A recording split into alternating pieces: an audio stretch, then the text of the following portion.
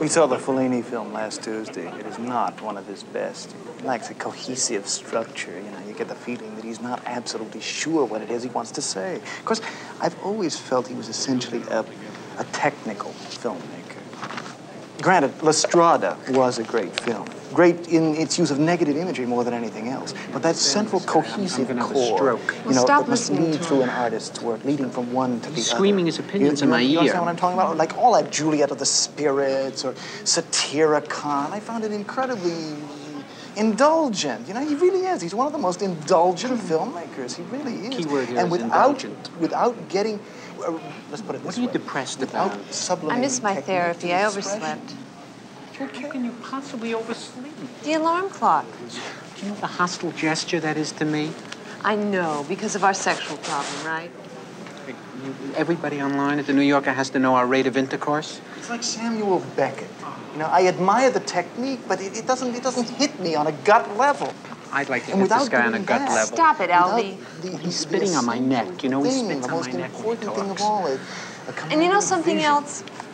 You know, you're so egocentric that if I miss my therapy, you can only think of it in terms of how it affects you. It's Weltanschauung is what it is. Probably on their first date, right? View Probably met by answering an ad in the New York Review of Books. 30-ish academic wishes to meet woman who's interested in Mozart, James Joyce, and sodomy. What do you mean, our sexual problem? I mean, I'm comparatively normal for a guy raised in Brooklyn. Okay, I'm very sorry. My sexual problem. Okay, my sexual problem, huh? I never read that. That was Henry James, right? Novel? You know what it is? Sequel to Turn of the Screw? It's the influence of television.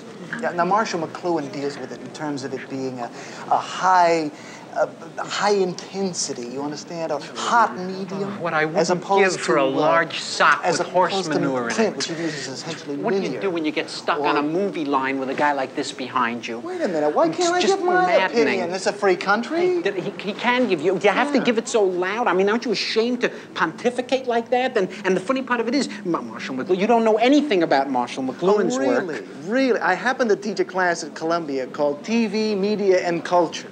So I think that my insights into Mr. McLuhan, well, have a great deal of validity. Oh, do you? Yeah. Well, that's funny because I happen to have Mr. McLuhan right here. So yeah, just let me come over here a second. Oh, Tell him. I heard what you were saying.